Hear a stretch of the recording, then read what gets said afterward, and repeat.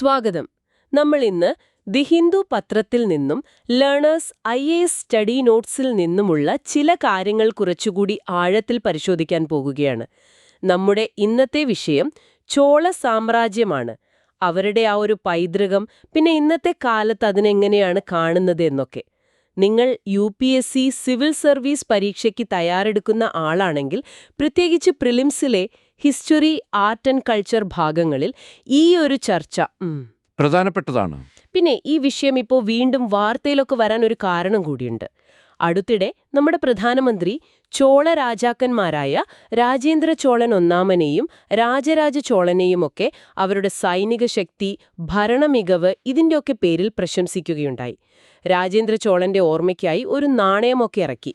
ചോളന്മാരുടെ നേട്ടങ്ങൾ ഇന്ത്യയുടെ വികസനത്തിന് ഒരു പുരാതന വഴികാട്ടിയാണെന്നൊക്കെ അദ്ദേഹം പറഞ്ഞു. അപ്പോൾ എന്തൊക്കെയാണ് ഈ സ്രോതസ്സുകളിൽ നമ്മൾ കാണുന്ന പ്രധാന കാര്യങ്ങൾ?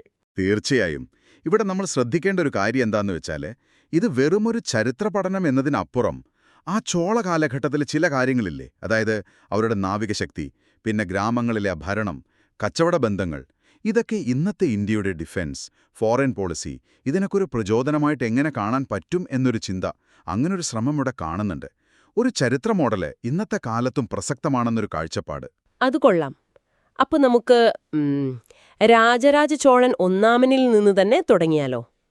ചോഴന്മാരെ ഒരു വലിയ ശക്തിയാക്കി മാറ്റുന്നതിൽ അദ്ദേഹത്തിന് വലിയൊരു പങ്കുണ്ടല്ലേ?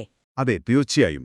അദ്ദേഹത്തിന്റെ കാലത്താണ് ശരിക്കും ശക്തമായ ഒരു നേവി, ഒരു നാവികസേനയുണ്ടാകുന്നത്. അത് വെച്ചിട്ടാണ് പിന്നെ ചേരന്മാരെയും പാണ്ഡ്യന്മാരെയുമൊക്കെ യുദ്ധത്തിൽ തോൽപ്പിക്കുന്നത്. തെക്കേ ഇന്ത്യയിൽ ഒരു മേൽക്കോയ്മ ഉറപ്പിച്ചു. അതുപോലെ ശ്രീലങ്കയുടെ വടക്കൻ ഭാഗം, മാലിദ്വീപ് അതൊക്കെ കീഴടക്കി. ഭരണകാര്യങ്ങളിലും അദ്ദേഹം ചില പുതിയ കാര്യങ്ങൾ കൊണ്ടുവന്നു. ഭൂമിയൊക്കെ അളന്ന് തിട്ടപ്പെടുത്തി ടാക്സ് തീരുമാനിക്കുന്നൊരു രീതി, ഉലകലന്താൻ സമ്പ്രദായം എന്നൊക്കെ പറയും. പക്ഷേ രാജരാജ ചോളെന്ന് കേൾക്കുമ്പോൾ പെട്ടെന്ന് മനസ്സിലേക്ക് വരുന്നത് തഞ്ചാവൂരിലെ ആ ബൃഹദീശ്വര ക്ഷേത്രമാണ്. യുനെസ്കോ വേൾഡ് ഹെറിറ്റേജ് സൈറ്റൊക്കെയാണ്. എന്താണ് അതിന്റെ ഒരു വാസ്തുവിദ്യാപരമായ പ്രാധാന്യം? അത് വളരെ പ്രധാനപ്പെട്ടതാണ്. ദ്രാവിഡ ആർക്കിടെക്ചറിന്റെ ഏറ്റവും മികച്ച ഉദാഹരണങ്ങളിലൊന്നായാണ് അതിനെ കാണുന്നത്. അതിന്റെ ആ വലിയ വിമാനം, അതായത് ഗോപുരം, പിന്നെ ഒറ്റക്കല്ലിലുണ്ടാക്കിയ വലിയ നന്ദി വിഗ്രഹം, ആ നിർമ്മാണത്തിലൊരു കൃത്യത, അതൊക്കെ അന്നത്തെ ടെക്നോളജിയുടെ വലിയൊരു തെളിവാണ്. ഒരു സാമ്രാജ്യത്തിന്റെ പവർ കാണിക്കാനും രാജാവിന്റെ ഒരു ഡിവൈൻ സ്റ്റാറ്റസ് ഉറപ്പിക്കാനും കൂടിയാണ് അത്തരം വലിയ നിർമ്മിതികൾ സഹായിച്ചത്. ശരിയാണ്. അദ്ദേഹത്തിന്റെ മകൻ രാജേന്ദ്ര ചോളൻ ഒന്നാമൻ C 1014 1044 CE ഈ പാരമ്പര്യം മുന്നോട്ടു കൊണ്ടുപോയി എന്ന് മാത്രമല്ല, സാമ്രാജ്യം പിന്നെയും വലുതാക്കിയല്ലോ. ഗംഗാനദി വരെ പടയോട്ടം നടത്തിയെന്നൊക്കെ കേൾക്കുമ്പോൾ ഒരു അത്ഭുതം തോന്നും. അതെ, വടക്കേ ഇന്ത്യയിലേക്ക് നടത്തിയ ആ ഒരു എക്സ്പെഡീഷൻ അതൊരു വലിയ മിലിറ്ററി അച്ചീവ്മെന്റ് ആയിരുന്നു. ഗംഗാ സമതലം വരെ പോയി അവിടുത്തെ ഭരണാധികാരികളെ തോൽപ്പിച്ചു. അതിന്റെ ഓർമ്മയ്ക്കാണ് അദ്ദേഹം ഗംഗൈ കൊണ്ട ചോളൻ, അതായത് ഗംഗയെ കീഴടക്കിയ ചോളൻ എന്ന ടൈറ്റിലെടുത്തത്. ഈ വിജയത്തിന്റെ ഒരു പ്രതീകമായിട്ടാണ് ഗംഗൈ കൊണ്ട ചോളപുരം എന്ന പുതിയൊരു തലസ്ഥാനമുണ്ടാക്കിയതും അവിടെ വലിയൊരു ക്ഷേത്രം പണിതതും. പിന്നെ കൃഷിക്കു വേണ്ടി ചോളഗംഗം എന്ന വലിയൊരു തടാകം നിർമ്മിച്ചതും അദ്ദേഹത്തിന്റെ ഒരു ദീർഘവീക്ഷണത്തിന് ഉദാഹരണമാണ്. പക്ഷെ അതിനേക്കാളൊക്കെ ഒരുപക്ഷേ തന്ത്രപരമായ കൂടുതൽ പ്രാധാന്യം അദ്ദേഹത്തിന്റെ ആ നാവിക മുന്നേറ്റങ്ങൾക്കല്ലേ? പ്രത്യേകിച്ച് തെക്ക് കിഴക്കൻ ഏഷ്യയിലേക്ക് നടത്തിയ ആ പര്യടനം, അതിന്റെ പിന്നിലെ ലക്ഷ്യം എന്തായിരുന്നു? തീർച്ചയായും സൗത്ത് ഈസ്റ്റ് ഏഷ്യയിലെ ശ്രീവിജയ സാമ്രാജ്യം, ഇന്നത്തെ ഇന്തോനേഷ്യ, മലേഷ്യ ഭാഗങ്ങളൊക്കെ വരുന്ന പ്രദേശം, അതിനെതിരെ നടത്തിയ നേവൽ എക്സ്പെഡിഷൻ വളരെ പ്രധാനപ്പെട്ടതാണ്. കാരണം ചൈനയുമായും വെസ്റ്റേൺ രാജ്യങ്ങളുമായുമുള്ള ട്രേഡിന്റെ പ്രധാന കടൽ റൂട്ടുകൾ നിയന്ത്രിച്ചിരുന്നത് ഈ ശ്രീവിജയായിരുന്നു. അപ്പോ ആ റൂട്ടുകളിൽ ചോളന്മാരുടെ താൽപ്പര്യങ്ങൾ സംരക്ഷിക്കാനും ഇന്ത്യൻ മഹാസമുദ്രത്തിലെ വ്യാപാരത്തിലൊരു മേൽക്കൈ നേടാനുമായിരുന്നു ശരിക്കും ആ ഒരു സൈനിക നടപടി. അത് ചോളന്മാരുടെ നേവൽ പവറും ലോങ് ഡിസ്റ്റൻസ് മിലിറ്ററി കപ്പാസിറ്റിയും വ്യക്തമാക്കുന്നുണ്ട്. അപ്പോൾ സൈനിക ശക്തിയും സാമ്രാജ്യ വികസനവും ഒരു ഭാഗത്ത്, മറുഭാഗത്ത് ചോള ഭരണത്തിന്റെ ഏറ്റവും വലിയൊരു പ്രത്യേകതയായി പറയുന്ന ആ ഒരു ലോക്കൽ സെൽഫ് ഗവൺമെന്റ്, പ്രാദേശിക സ്വയംഭരണം, അതിനെക്കുറിച്ചുകൂടി സംസാരിക്കാമല്ലോ. അതെങ്ങനെയായിരുന്നു, എന്താ പറയാ, പ്രവർത്തിച്ചിരുന്നത്? ശരിയാണ്. ചോള അഡ്മിനിസ്ട്രേഷന്റെ ഒരു പ്രധാന ഹൈലൈറ്റ് ഈ ഗ്രാമതലത്തിലുള്ള ഭരണ സംവിധാനം തന്നെയാണ്. ഊർ എന്ന് പറയുന്ന സാധാരണ ഗ്രാമസഭയും സഭ അല്ലെങ്കിൽ മഹാസഭയെന്ന് പറയുന്ന ബ്രാഹ്മണ അഗ്രഹാരങ്ങളിലെ സഭയും ഉണ്ടായിരുന്നു. ഇതിന്റെ ഏറ്റവും ഡീറ്റെയിൽഡ് ആയിട്ടുള്ള വിവരണം നമുക്ക് കിട്ടുന്നത് കാഞ്ചീപുരത്തിനടുത്തുള്ള ഉത്തരമേരൂർ ഇൻസ്ക്രിപ്ഷൻ, അതായത് ശിലാശാസനത്തിൽ നിന്നാണ്. ഉത്തരമേരൂർ ശാസനം. അതിലെ ഇലക്ഷൻ രീതിയെക്കുറിച്ചൊക്കെ പറയുന്നുണ്ടല്ലോ. കുടവോലെ സമ്പ്രദായം. ഇന്നത്തെ പോലത്തെ ഒരു ജനാധിപത്യ രീതിയായിരുന്നു അത്. ബബോല എന്ന് പറയുന്നത് ഒരുതരം ലോട്ട് സിസ്റ്റം, അതായത് നറുക്കെടുപ്പ് രീതിയായിരുന്നു. യോഗ്യതയുള്ള മെമ്പർമാരുടെ പേരുകൾ ഓലയിലെഴുതി ഒരു കുടത്തിലിടും. എന്നിട്ട് ഒരു കുട്ടിയെക്കൊണ്ട് ഓരോ ഓലയായി എടുപ്പിക്കും. അങ്ങനെയാണ് പല കമ്മിറ്റികളിലേക്കും ആൾക്കാരെ തെരഞ്ഞെടുത്തിരുന്നത്. നിശ്ചിത സ്വത്തും വിദ്യാഭ്യാസവുമൊക്കെയുള്ളവർക്കായിരുന്നു മത്സരിക്കാൻ യോഗ്യത. ഇത് ഇന്നത്തെ അർത്ഥത്തിലുള്ള ഒരു ഡെമോക്രസി അല്ലെങ്കിലും ഒരു റെപ്രസെന്റേറ്റീവ് സ്വഭാവമുള്ള സെലക്ഷൻ രീതി അന്നുണ്ടായിരുന്നു എന്നത് ശ്രദ്ധേയമാണ്. പിന്നെ ഭരണസൗകര്യത്തിന് പല കാര്യങ്ങൾ നോക്കാൻ വാര്യം എന്നറിയപ്പെടുന്ന കമ്മിറ്റികളും ഉണ്ടായിരുന്നു. വാര്യം? അതെ, വാര്യം.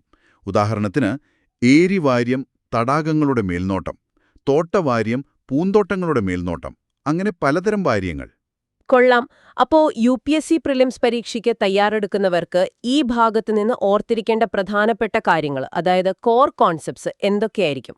ഉറപ്പായും ഈ പേരുകളും ആശയങ്ങളും ഒന്ന് ശ്രദ്ധിക്കുന്നത് നല്ലതാണ്.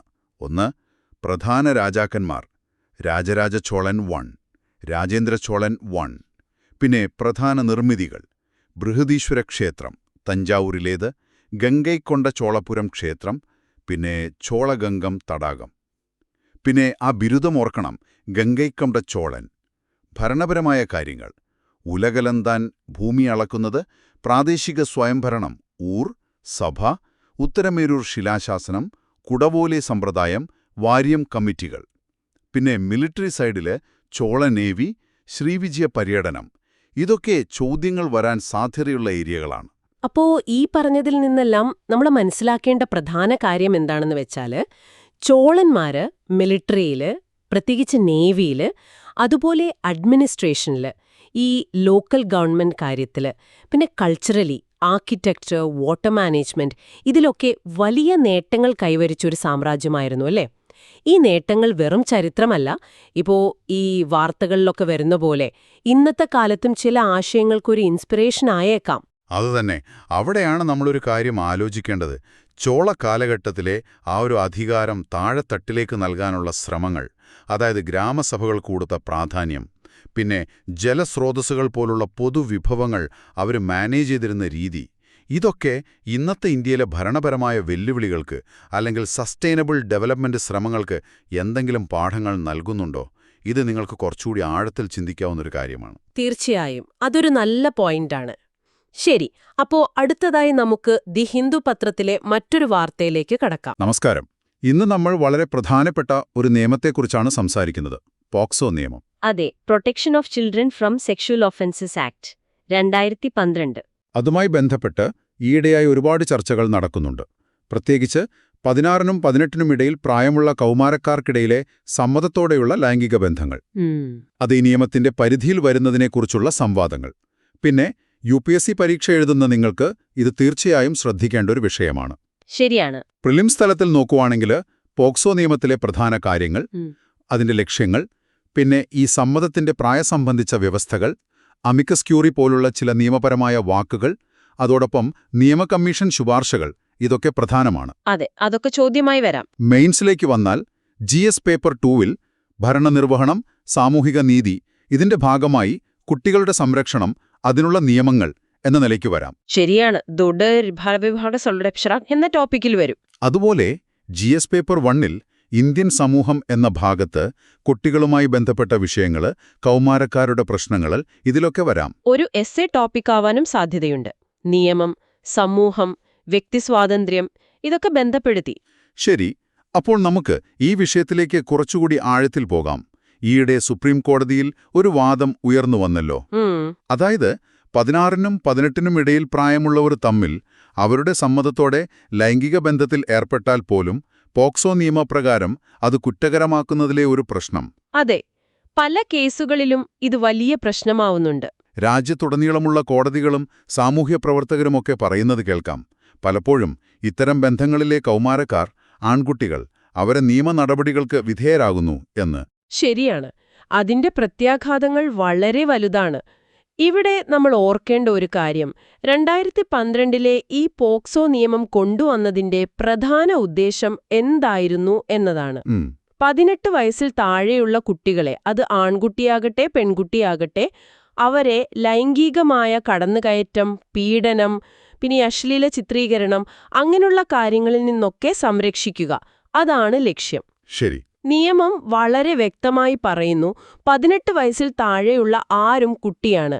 അവർക്ക് ലിംഗഭേദമില്ലാതെ സംരക്ഷണം നൽകണം. പിന്നെ ഏറ്റവും പ്രധാനപ്പെട്ട പോയിന്റ് എന്താണത്? 18 വയസ്സിൽ താഴെയുള്ള കുട്ടിയുടെ സമ്മതത്തിന് നിയമപരമായി സാധുതയില്ല. ഓഹോ. അതുകൊണ്ട് കുട്ടിയുടെ സമ്മതത്തോടെയാണ് ബന്ധപ്പെട്ടതെന്ന് പ്രതിക്ക് വാദിക്കാൻ പറ്റില്ല. പിന്നെ കുട്ടികൾക്ക് പേടിയില്ലാതെ മൊഴി കൊടുക്കാൻ പറ്റുന്ന ഒരു ശിശു സൗഹൃദ അന്തരീക്ഷമുണ്ടാക്കാനും നിയമം ശ്രമിക്കുന്നുണ്ട്. അപ്പോ ഇവിടെയാണ് കാര്യങ്ങൾ കുറച്ചുകൂടി സങ്കീർണമാകുന്നതല്ലേ? അതെ. സുപ്രീം കോടതി നിയോഗിച്ച അമിക്കസ് ക്യൂറി, അതായത് കോടതിയെ സഹായിക്കാൻ നിയോഗിക്കപ്പെട്ട നിയമവിദഗ്ധ, മുതിർന്ന അഭിഭാഷക ഇന്ദിര ജയ്സിംഗ്, അവർ വാദിച്ചത് ഈ 16നും 18നും ഇടയിലുള്ള പ്രായത്തിലുള്ളവർക്കിടയിലെ പരസ്പര സമ്മതത്തോടെയുള്ള ലൈംഗികതയെ ഒരു കുറ്റകൃത്യമായി കാണരുത് എന്നാണ്. ശരിയാണ്. പക്ഷേ നിയമ കമ്മീഷൻ അതിനോട് പൂർണ്ണമായി യോജിച്ചില്ല. അതെ, അതാണ് അടുത്ത പോയിന്റ്. 2023 റിപ്പോർട്ടിൽ നിയമ കമ്മീഷൻ സമ്മതത്തിനുള്ള പ്രായം, അതായത് 18 വയസ്സ്, അത് കുറയ്ക്കുന്നതിനെ എതിർത്തു. പകരം അവരൊരു നിർദ്ദേശം വെച്ചു. എന്തായിരുന്നു അത്? അതായത് ഇത്തരം കേസുകൾ പരിഗണിക്കുമ്പോൾ കോടതികൾക്ക് ഒരു മാർഗനിർദ്ദേശമുള്ള ജുഡീഷ്യൽ വിവേചനാധികാരം നൽകാമെന്ന്. ഓക്കെ, അതായത് ശിക്ഷയിൽ കുറച്ച് ഇളവ് നൽകാനുള്ളൊരു സാധ്യത.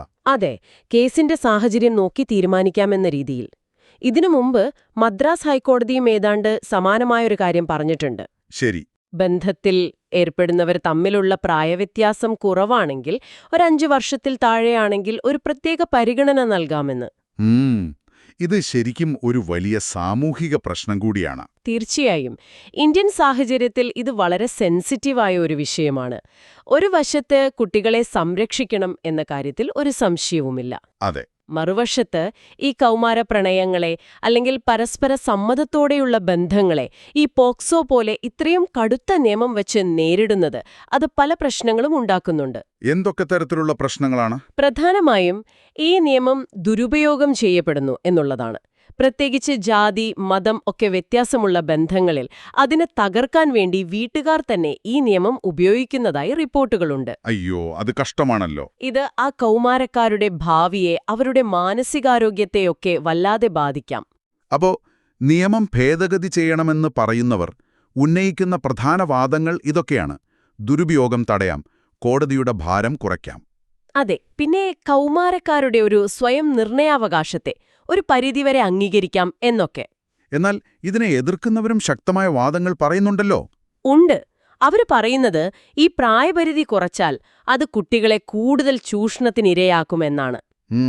പിന്നെ ഈ സമ്മതം എന്നത് യഥാർത്ഥമാണോ അതോ സമ്മർദ്ദം കൊണ്ടാണോ എന്നൊക്കെ എങ്ങനെ ഉറപ്പുവരുത്തും? അത് ബുദ്ധിമുട്ടാവും. ശരിയാണ്. അതുകൂടാതെ നമ്മുടെ ശൈശവ വിവാഹ നിരോധന നിയമം പോലുള്ള മറ്റു നിയമങ്ങളുമായിട്ട് ഒരു വൈരുദ്ധ്യം വരുമോ എന്ന സംശയമുണ്ട്. മൊത്തത്തിൽ കുട്ടികളുടെ സുരക്ഷാ സംവിധാനം ദുർബലപ്പെടുമോ എന്ന പേടിയും അവർക്കുണ്ട്. അപ്പോ ഇതിനൊരു പരിഹാരം എന്തായിരിക്കും? ഒരു സന്തുലിതമായ സമീപനം വേണം, അല്ലേ? അതെ, അതാണ് പ്രധാനം. കുട്ടികളുടെ സംരക്ഷണം തന്നെയാണ് ഏറ്റവും പ്രധാനം. അതിൽ വിട്ടുവീഴ്ച പാടില്ല. എന്നാൽ യാഥാർത്ഥ്യങ്ങളെ കാണാതെയും ഇരിക്കാൻ പറ്റില്ല. തീർച്ചയായും.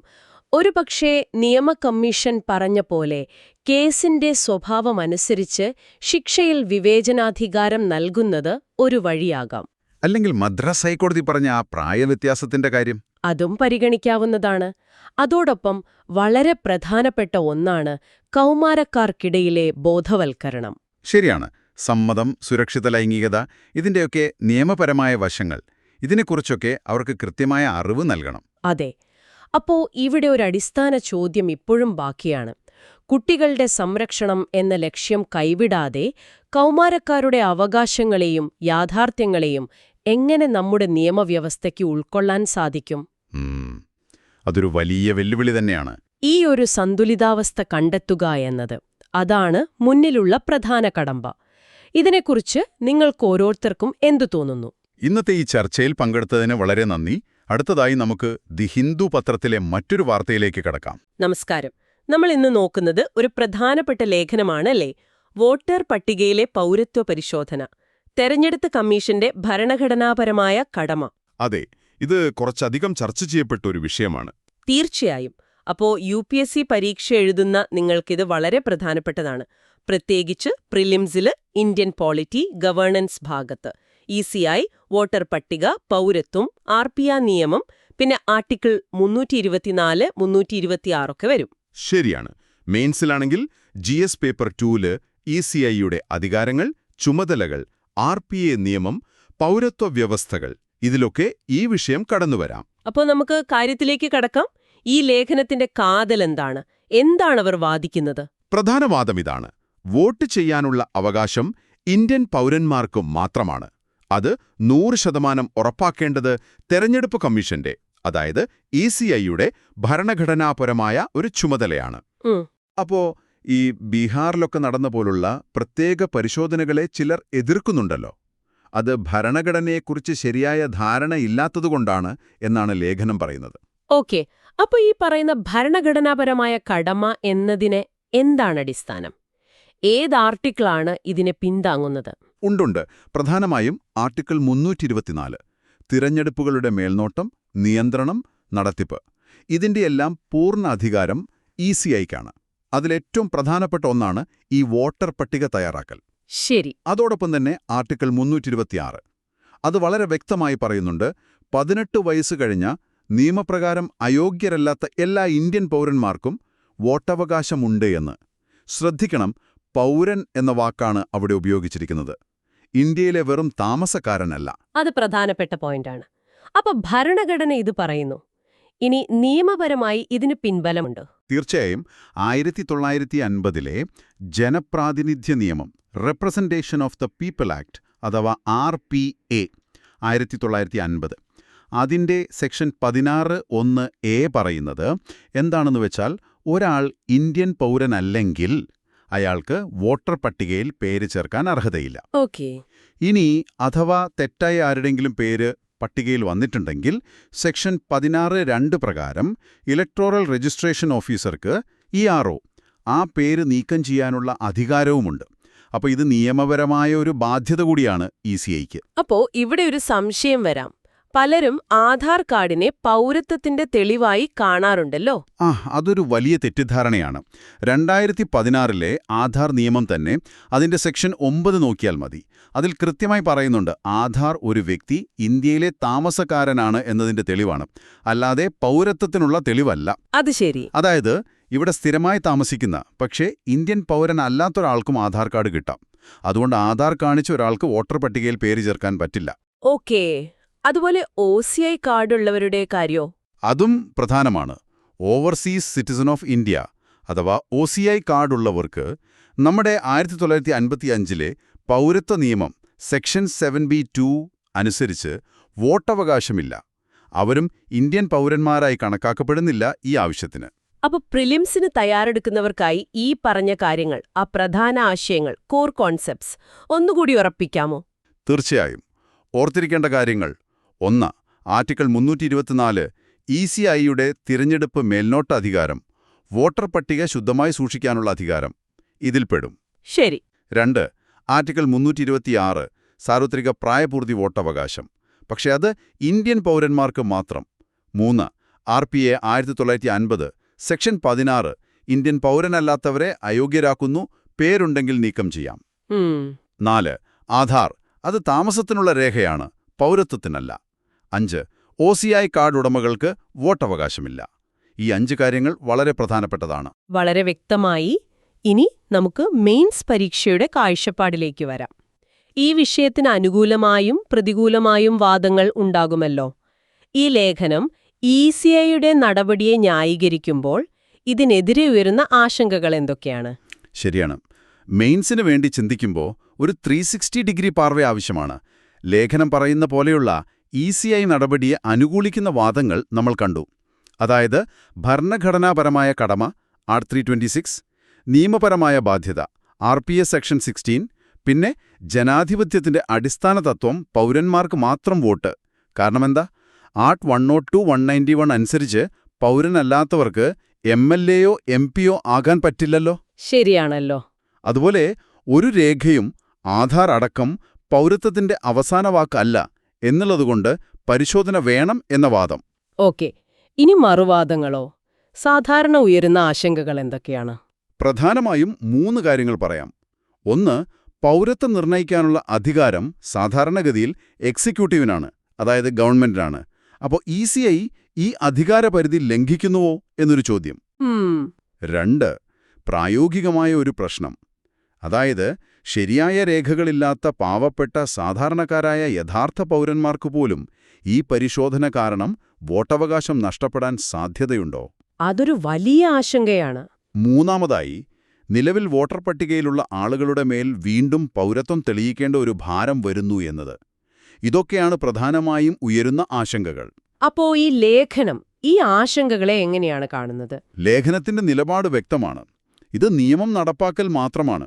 പ്രത്യേകിച്ച് അനധികൃത കുടിയേറ്റം പോലുള്ള പ്രശ്നങ്ങൾ നിലനിൽക്കുന്ന സാഹചര്യത്തിൽ വോട്ടർ പട്ടിക ശുദ്ധമായിരിക്കേണ്ടത് ജനാധിപത്യത്തിന് അത്യാവശ്യമാണ് എന്നാണ് ലേഖനം വാദിക്കുന്നത്. ശരി, അപ്പോ ഒരു സമതുല്യതമായ ഒരു ബാലൻസ്ഡായ സമീപനം എന്തായിരിക്കും? ആണെങ്കിൽ പോലും അത് നടപ്പാക്കുന്ന രീതി വളരെ പ്രധാനമാണ്. എല്ലാവരെയും ഒരുപോലെ സംശയത്തിന്റെ നിഴലിൽ നിർത്തുന്ന ഒരു വ്യാപക പരിശോധനയ്ക്ക് പകരം കൃത്യമായ വിവരങ്ങളുടെ അടിസ്ഥാനത്തിൽ ലക്ഷ്യം വെച്ചുള്ള ടാർഗറ്റഡ് പരിശോധനകളാവാം ഒരു വഴി. നിലവിലുള്ള സംവിധാനങ്ങൾ, അതായത് EROകൾ വഴിയുള്ള പരിശോധനകൾ കൂടുതൽ കാര്യക്ഷമമാക്കുക, നടപടിക്രമങ്ങൾ ലളിതമാക്കുക, എല്ലാറ്റിനുമുപരി ഒരു മാനുഷിക പരിഗണനയോടെ ഇതിനെ സമീപിക്കുക.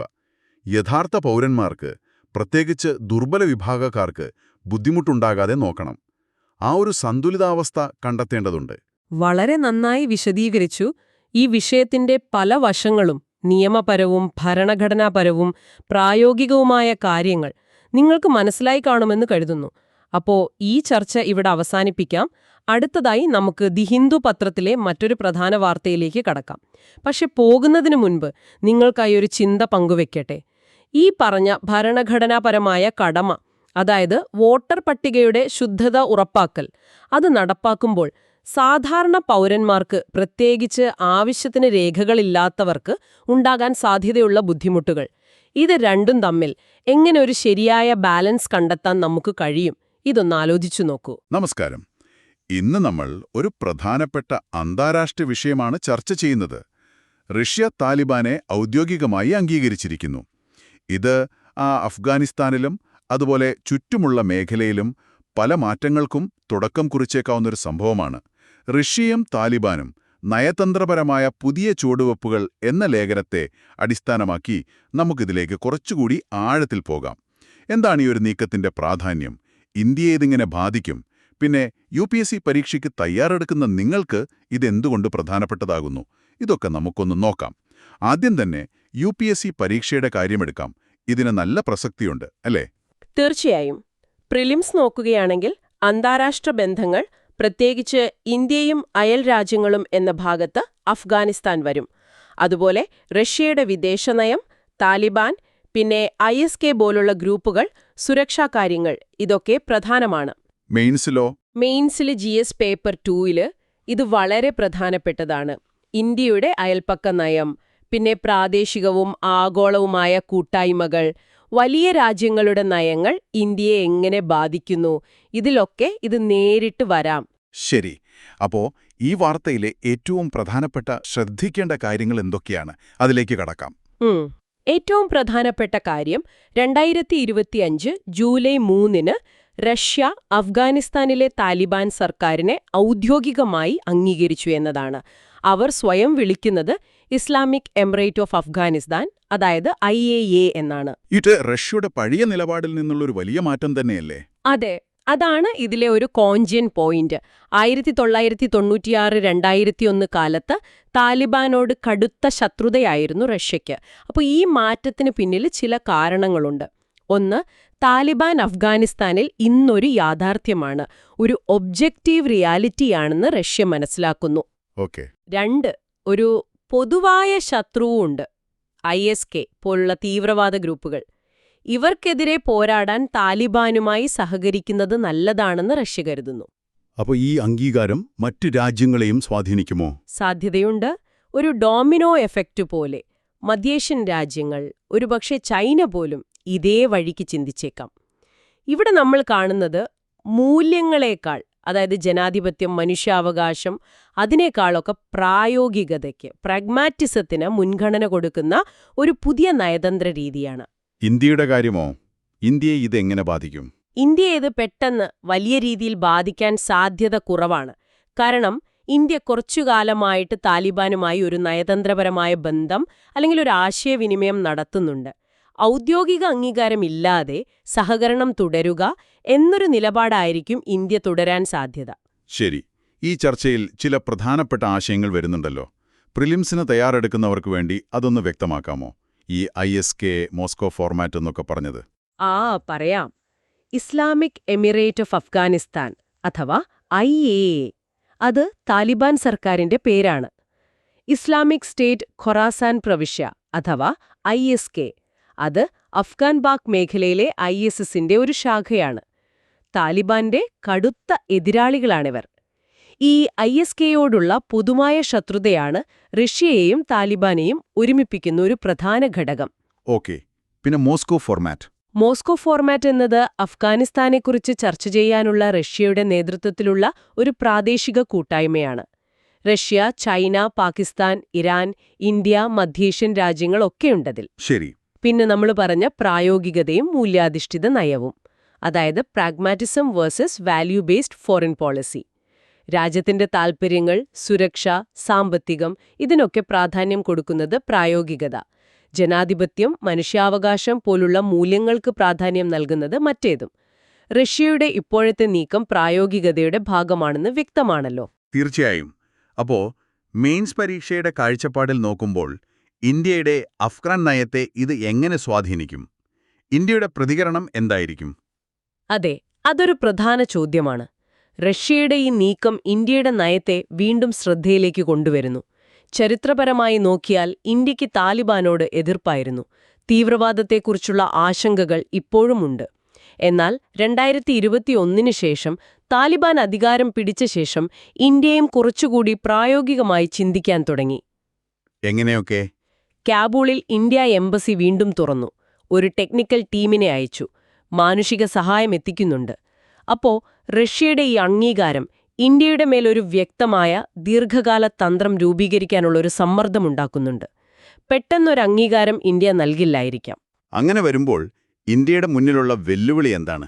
വെല്ലുവിളി ഔദ്യോഗികമായി അംഗീകരിക്കാതെ തന്നെ ഇന്ത്യയുടെ സുരക്ഷാ താൽപ്പര്യങ്ങൾ സംരക്ഷിക്കണം.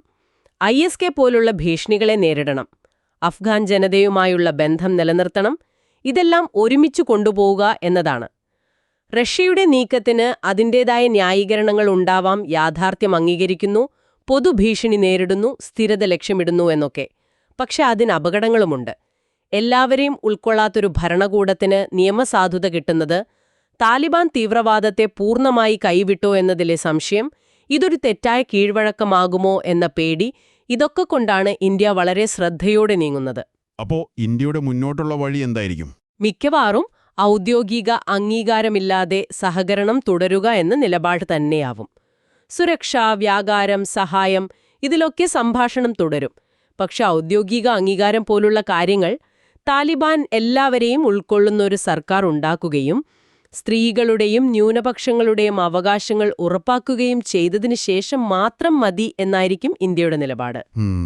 മോസ്കോ ഫോർമാറ്റ് പോലുള്ള വേദികളിൽ സഹകരിച്ചു പ്രവർത്തിക്കുക, അതുപോലെ അഫ്ഗാൻ ജനതയുമായി നേരിട്ടുള്ള ബന്ധങ്ങൾ, സ്കോളർഷിപ്പുകൾ, സാംസ്കാരിക പരിപാടികളൊക്കെ നിലനിർത്തുക, ഇതൊക്കെ പ്രധാനമാണ്. ചുരുക്കിപ്പറഞ്ഞാൽ വളരെ ശ്രദ്ധയോടെയുള്ള ഒരു പ്രായോഗിക സമീപനം. അപ്പോ റഷ്യയുടെ ഈ പ്രായോഗികമായ നീക്കം മേഖലയിലെ ഒരു സമവാക്യം മാറ്റിയെഴുതുകയാണ് എന്ന് പറയാം. ഇത് ഇന്ത്യയുടെ ആ ശ്രദ്ധാപൂർവമായ അഫ്ഗാൻ നയത്തിന് പുതിയ ചിന്തകൾ നൽകുന്നുണ്ട്. മൂല്യങ്ങളും യാഥാർത്ഥ്യങ്ങളും തമ്മിലുള്ളൊരു ബാലൻസ് കണ്ടെത്താനുള്ള ശ്രമം തുടരേണ്ടിവരും. റഷ്യയുടെ ഈ തീരുമാനം മറ്റു രാജ്യങ്ങളെ എങ്ങനെ സ്വാധീനിക്കും, അഫ്ഗാനിസ്ഥാന്റെ ഭാവി എന്താകും എന്നതൊക്കെ നമ്മൾ കാത്തിരുന്ന് കാണേണ്ട കാര്യങ്ങളാണ്. ഒരുപാട് ചിന്തിക്കാനുണ്ട് ഈ വിഷയത്തിൽ. ശരി, ഇനി നമുക്ക് ദി ഹിന്ദു പത്രത്തിൽ നിന്നുള്ള മറ്റൊരു പ്രധാന വാർത്തയിലേക്ക് കടക്കാം. നമസ്കാരം. ഇന്ന് നമ്മൾ നോക്കുന്നത് ഒരു പ്രധാന ലേഖനമാണ്. ഇന്ത്യയിലെ മെഡിക്കൽ പ്രൊഫഷണൽസ്, ഡോക്ടർമാർക്കിടയിൽ ഈ സംരംഭകത്വം ഓൺട്രപ്രനോർഷിപ്പ് അതെങ്ങനെ വളർത്താമെന്നതിനെക്കുറിച്ചാണ്. ആരോഗ്യരംഗത്തെ ഇന്നവേഷനിൽ ഡോക്ടർമാരുടെ പങ്ക് എന്തായിരിക്കണം, അതാണ് വിഷയം. നിങ്ങൾ മത്സര പരീക്ഷകൾക്ക്, പ്രത്യേകിച്ച് UPSC ഒക്കെ നോക്കുകയാണെങ്കിൽ ഇതിന്റെ പ്രാധാന്യം വലുതാണ്. അതെങ്ങനെയാണെന്ന് നോക്കാം, അല്ലേ? തീർച്ചയായും. ഇപ്പോ UPSC പ്രിലിംസ് നോക്കുകയാണെങ്കിൽ ഇത് സയൻസ് ആൻഡ് ടെക്നോളജി, അതിൽ തന്നെ ബയോടെക്നോളജി, ഹെൽത്ത് ടെക് ഒക്കെ വരും. പിന്നെ ഗവേണൻസ്, അതിലെ സർക്കാർ സ്കീമുകൾ, BRAC, startup India, Atal innovation mission, അതുപോലെ ഇന്ത്യൻ ഇക്കോണമിയിലെ സംരംഭകത്വം, സ്റ്റാർട്ടപ്പുകൾ, ഇതിലൊക്കെ കണക്റ്റഡ് ആണ്. ഇനി മെയിൻസിന്റെ കാര്യം പറഞ്ഞാൽ GS പേപ്പർ 2, അതിൽ ആരോഗ്യം, വിദ്യാഭ്യാസം പോലുള്ള സാമൂഹിക വിഷയങ്ങൾ. പിന്നെ GS പേപ്പർ 3ൽ സയൻസ് ആൻഡ് ടെക്നോളജി, അതിന്റെ വികസനം, ആപ്ലിക്കേഷൻസ്, പിന്നെ തദ്ദേശീയവൽക്കരണം, ഇതിനെല്ലാം ഇത് വളരെ റെലവൻ്റ് ആണ്. ശരി. അപ്പോ ഈ ലേഖനത്തിലെ പ്രധാന വാദം എന്താണ്? ആരോഗ്യരംഗം ഭയങ്കരമായി മാറുന്നുണ്ട്. പക്ഷേ ഈ മാറ്റങ്ങൾക്ക് പിന്നിൽ കൂടുതലും എഞ്ചിനീയർമാരും സംരംഭകരുമാണ്. ഡോക്ടർമാർ അത്ര ഇതിലേക്ക് വരുന്നില്ല. അതാണോ പ്രധാന പോയിന്റ്? അതെ, അതാണ് കറക്റ്റ്. ശരിക്കും രോഗികളെപ്പറ്റിയും ചികിത്സയെപ്പറ്റിയും ഏറ്റവും ഡീപ്പായി അറിയുന്നത് ഡോക്ടർമാർക്കാണ്. എന്നിട്ടും ഈ പുതിയ കണ്ടുപിടുത്തങ്ങൾ, ഉപകരണങ്ങൾ, ചികിത്സാരീതികൾ, ഇതിലൊക്കെ അവരുടെ ഒരു പങ്ക് കുറവാണ്. ഈ ഒരു ഗ്യാപ്പ് നികത്താൻ പറ്റിയാൽ ആരോഗ്യരംഗത്ത് വലിയ മാറ്റങ്ങൾ വരും എന്നാണ് ഉറവിടം പറയുന്നത്. അവിടെയാണ് ശരിക്കും ഒരു പൊട്ടൻഷ്യൽ ഉള്ളത്. പക്ഷെ അതിന് തടസ്സങ്ങളും ഉണ്ടാകുമല്ലോ. ഡോക്ടർമാർക്ക് പൊതുവെ തിരക്ക് കൂടുതലാണ്. പിന്നെ ഒരുപക്ഷെ പരാജയപ്പെടുമോ എന്നൊരു പേടി, റിസ്ക് എടുക്കാൻ മടി, അതോടൊപ്പം ബിസിനസ് കാര്യങ്ങൾ, ടെക്നോളജി, അതിലൊന്നും അത്ര അറിവ്, ഇതൊക്കെ പറയുന്നുണ്ടോ? ഉണ്ട്. ആ തടസ്സങ്ങളൊക്കെ ശരിയാണ്. ഒരു ക്ലിനിക്ക് തുടങ്ങുന്നത് ടെക്നിക്കലി ഒരു സംരംഭകത്വമൊക്കെ ആണെങ്കിലും ലേഖനം ഊന്നൽ കൊടുക്കുന്നത് അതിലല്ല.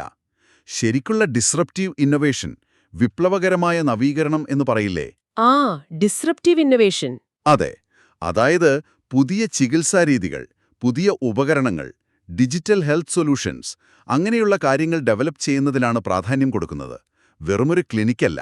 ഓക്കെ, ഈ ഡിസ്റപ്റ്റീവ് ഇന്നൊവേഷൻ അതൊരു പ്രധാനപ്പെട്ട വാക്ക്. പ്രിലിംസിന് വേണ്ടി ഓർക്കേണ്ട വേറെ പ്രധാന ആശയങ്ങൾ എന്തൊക്കെയാണ് ഇതിലുള്ളത്? നിങ്ങൾ തീർച്ചയായും നോക്കേണ്ട ചില ടേംസ് ഉണ്ട്. ഒന്ന് മെഡ്ടെക് അല്ലെങ്കിൽ ഹെൽത്ത് ടെക്, അതായത് മെഡിസിനും IT-യും ഒരുമിപ്പിക്കുന്നത്. പിന്നെ ബയോഡിസൈൻ. അതെ, അതായത് ആരോഗ്യരംഗത്തൊരാവശ്യം കണ്ടുപിടിച്ചിട്ട് അതിനൊരു ടെക്നോളജി വെച്ചുള്ള പരിഹാരമുണ്ടാക്കുന്നൊരു പ്രോസസ്സ്. പിന്നെ ബിസിനസ് ഇൻക്യുബേറ്ററുകൾ, സ്റ്റാർട്ടപ്പുകളെ സഹായിക്കുന്ന സ്ഥാപനങ്ങൾ. ലേഖനത്തിൽ പറയുന്ന സി ക്യാമ്പ്, വെഞ്ചർ സെന്റർ ഒക്കെ ഉദാഹരണങ്ങളാണ്. ഈ വാക്കുകളൊക്കെ ഓർത്തുവെക്കണം. അപ്പോ ഇത് ഇന്ത്യയുടെ മൊത്തത്തിലുള്ള ഒരു ലക്ഷ്യങ്ങളുമായി എങ്ങനെ കണക്ട് ചെയ്യാം? മെയിൻസ് പരീക്ഷയുടെ കാഴ്ചപ്പാടിൽ ഇതിന്റെ ഒരു പ്രാധാന്യം എന്താണ്? ഇത് ഇന്ത്യക്ക് വളരെ പ്രധാനപ്പെട്ടതാണ്. നോക്കൂ, നമുക്ക് നല്ല കഴിവുള്ള ഡോക്ടർമാരുണ്ട്, അതുപോലെ സ്റ്റാർട്ടപ്പ് ഇക്കോസിസ്റ്റം വളർന്നു വരുന്നുമുണ്ട്. പക്ഷേ ഇവ രണ്ടും തമ്മിൽ പലപ്പോഴും ഒരു കണക്ഷൻ ഇല്ല. ശരിയാണ്. ഈ വിടവ് നികത്താനായാൽ ഇന്ത്യക്ക് നമ്മുടേതായ ആരോഗ്യ പ്രശ്നങ്ങളുണ്ട്, അല്ലേ? ഗ്രാമങ്ങളിലെ സേവനങ്ങളുടെ കുറവ്, കുറഞ്ഞ ചെലവിൽ രോഗം കണ്ടെത്താനുള്ള ബുദ്ധിമുട്ട്, ഇതിനൊക്കെ നമുക്ക് നമ്മുടേതായ പരിഹാരങ്ങൾ കണ്ടെത്താൻ പറ്റും. അപ്പോ ഡോക്ടർമാർ തന്നെ ഇന്നൊവേഷന് മുൻകൈ എടുക്കുന്നത് ഒരു തരത്തിൽ ആത്മനിർഭർ ഭാരത് എന്ന ആശയത്തിനും നല്ലതല്ലേ? പ്രത്യേകിച്ച് ഈ മെഡിക്കൽ ഉപകരണങ്ങളുടെ കാര്യത്തിൽ. പിന്നെ startup India, make in India, അതിനൊക്കെ ഇത് ബലം നൽകും. തീർച്ചയായും. അതിന്റെ സാധ്യതകൾ വലുതാണ്. നമ്മുടെ നാട്ടിലെ പ്രശ്നങ്ങൾക്ക് പറ്റിയ പരിഹാരങ്ങൾ വരും, ഇറക്കുമതി കുറയ്ക്കാം, നല്ല തൊഴിലവസരങ്ങളുണ്ടാകും. പക്ഷേ ഇതൊക്കെ നടക്കണമെങ്കിൽ ഇന്ത്യയിൽ ചില തടസ്സങ്ങളുണ്ട്. അതെന്തൊക്കെയാണ് പ്രധാന തടസ്സങ്ങൾ? ലേഖനം എടുത്തു പറയുന്നതെന്താണ്? ശരിക്കും ഒരു 4 കാര്യങ്ങൾ പറയുന്നുണ്ട്. ഒന്ന്, നമ്മുടെ മെഡിക്കൽ വിദ്യാഭ്യാസം. അതില് ഈ സംരംഭകത്വത്തിനോ ഇന്നൊവേഷനോ വലിയ പ്രാധാന്യം കൊടുക്കുന്നില്ല. 2, ഒരു റിസ്ക് എടുക്കാനുള്ള മടി, പരാജയപ്പെടുമോ എന്ന പേടി, ഒരു റിസ്ക് അവേഴ്സ് സംസ്കാരം. 3, ഡോക്ടർമാർ, എഞ്ചിനീയർമാർ, ഡിസൈനർമാർ, ഇവരൊക്കെ ഒരുമിച്ച് പ്രവർത്തിക്കാനുള്ള പ്ലാറ്റ്ഫോമുകൾ കുറവാണ്. 4, ഈ നിയമപരമായ കാര്യങ്ങൾ. ഒരു പുതിയ മെഡിക്കൽ പ്രോഡക്റ്റ് കൊണ്ടുവരാനുള്ള നടപടിക്രമങ്ങൾ വളരെ സങ്കീർണമാണ്, സമയമെടുക്കും. അപ്പോ ഇതിനൊരു പരിഹാരം എന്താണ്? മുന്നോട്ടുള്ള വഴി? ഇപ്പോ BIRAC, അടൽ ഇന്നൊവേഷൻ മിഷൻ പോലെയുള്ള കാര്യങ്ങളൊക്കെ സർക്കാർ ചെയ്യുന്നുണ്ട്.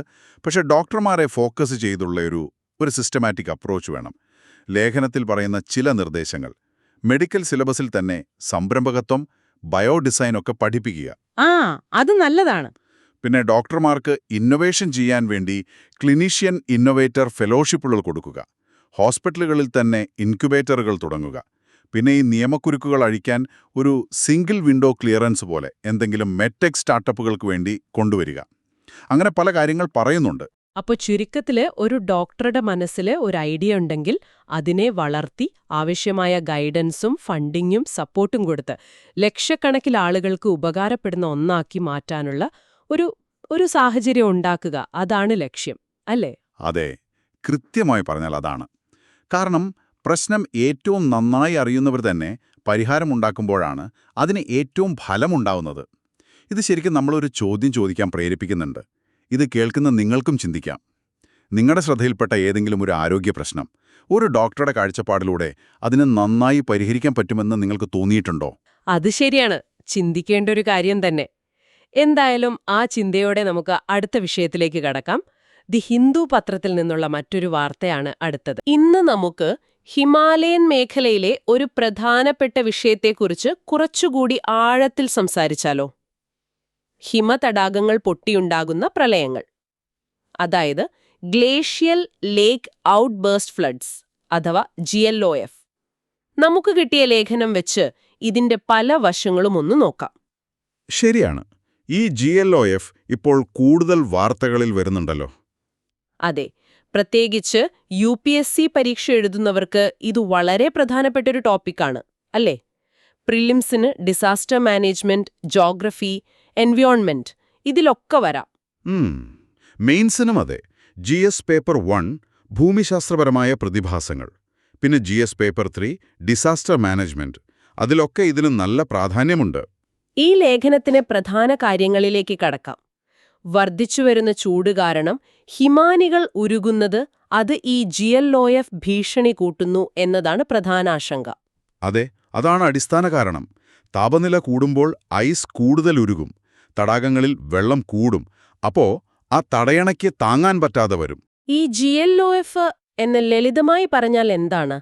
ഈ തടാകം പൊട്ടുന്നു എന്ന് പറയുമ്പോൾ അതായത് ഈ ഹിമതടാകങ്ങൾക്ക് ചുറ്റും ഒരു സ്വാഭാവിക തടയണയുണ്ടാവും.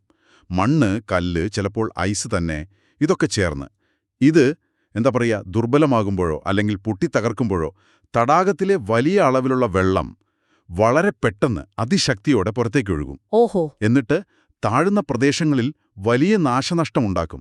അതാണ് ഈ ഗ്ലോഫ്. ലേഖനത്തിൽ 2 തരം തടാകങ്ങളെപ്പറ്റി പറയുന്നുണ്ടല്ലോ. എന്താണ് അവ തമ്മിലുള്ള വ്യത്യാസം? പ്രധാനമായിട്ടും 2 എണ്ണം. ഒന്ന് സൂപ്രാഗ്ലേഷ്യൽ ലേക്സ്. ഇത് ഹിമാനിയുടെ മുകളിൽ തന്നെ മഞ്ഞുരുകി രൂപപ്പെടുന്നതാണ്. ഓക്കെ. മറ്റേത് മൊറൈൻ ഡാംഡ് ലേക്സ്. ഇതാണ് ശരിക്കും കൂടുതൽ അപകടകാരി. ഹിമാനി ഇങ്ങനെ പതുക്കെ പിൻവാങ്ങുമ്പോൾ അത് തള്ളി നീക്കിയ മണ്ണും കല്ലുമൊക്കെ അവിടെ ഒരു ബലമില്ലാത്ത തിട്ട പോലെ രൂപപ്പെടും. മൊറൈൻ എന്ന് പറയുന്നത്? അതെ, ആ മൊറൈൻ. അതൊരു അണക്കെട്ട് പോലെ പ്രവർത്തിച്ച് വെള്ളം തടഞ്ഞു നിർത്തും. പക്ഷെ ഇതിന് ഉറപ്പ് കുറവായിരിക്കും. അപ്പോൾ ഇത് പൊട്ടാനുള്ള സാധ്യത കൂടുതലാണ്. ഈ അടുത്ത കാലത്ത് നടന്ന ഉദാഹരണങ്ങൾ സിക്കിമിലെ സൗത്ത് ലോണാക്ക്. അതെ, 2023 സൗത്ത് ലോണാക്ക്. പിന്നെ 2013 കേദാർനാഥിലെ വലിയ ദുരന്തമുണ്ടാക്കിയ ചോരാഭാരി തടാകം. ഇതൊക്കെ ഈ മൊറൈൻ ഡാം തകർന്നുള്ള GLOF ആയിരുന്നു. ഇന്ത്യയിൽ ഏകദേശം 28,000 ഇത്തരം തടാകങ്ങൾ ഉണ്ടെന്നാണ് കണക്ക് പറയുന്നത്. അപ്പോൾ ഇത് നിരീക്ഷിക്കാൻ എന്തെങ്കിലും വഴികൾ, ഈ സാങ്കേതിക വിദ്യകളൊക്കെ? ഉണ്ടുണ്ട്. ചില പുതിയ ടെക്നോളജികൾ നമ്മൾ ഉപയോഗിക്കുന്നുണ്ട്. ഒന്ന് സാർ ഇന്റർഫെറോമെട്രി.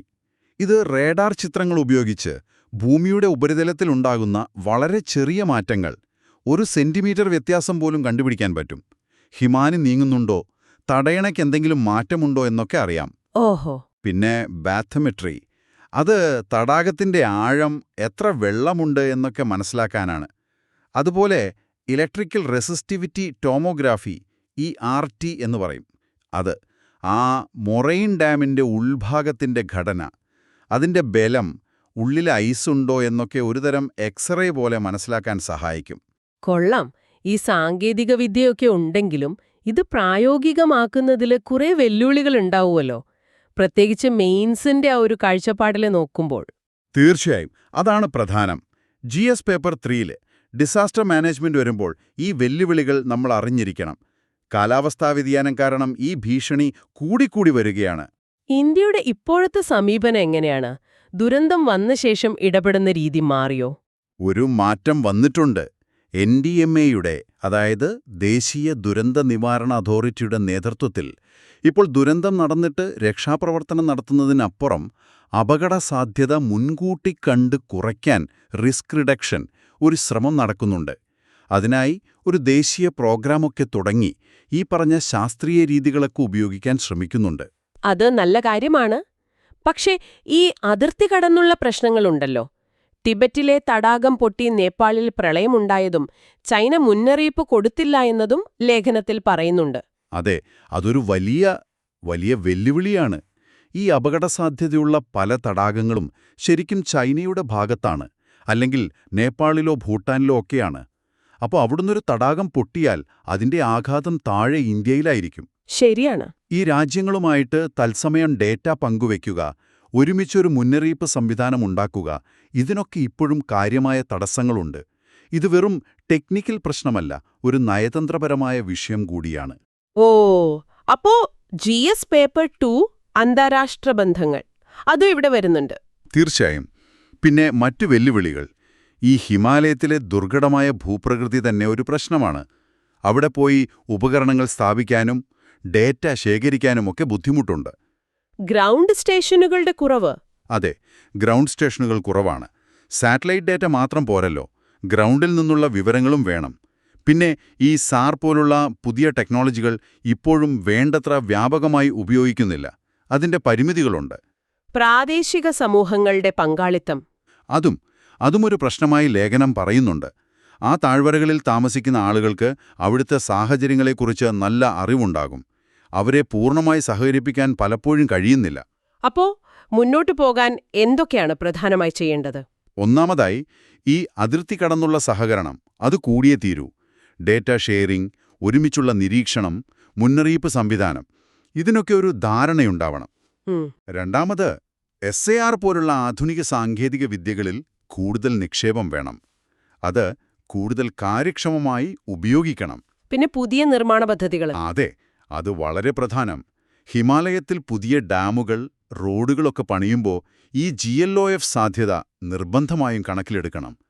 പാരിസ്ഥിതിക ആഘാത പഠനത്തിന്റെ EIA-യുടെ ഭാഗമാക്കണമിത്. പ്രാദേശിക സമൂഹങ്ങളെപ്പറ്റി പറഞ്ഞത്? അവരെ ശാക്തീകരിക്കണം, അവരുടെ അറിവിനെ മാനിക്കണം. മുന്നറിയിപ്പ് സംവിധാനം പ്രവർത്തിപ്പിക്കാനും ആളുകളെ ഒഴിപ്പിക്കാനുമൊക്കെ അവരുടെ സഹായം കൂടിയേ തീരൂ. അപ്പോ ഹിമതടാക പ്രളയങ്ങളെക്കുറിച്ചുള്ള ഈയൊരു ആഴത്തിലുള്ള സംഭാഷണം നിങ്ങൾക്ക് ഉപകാരപ്രദമായി എന്ന് കരുതുന്നു. വെല്ലുവിളികൾ ഒരുപാടുണ്ട്.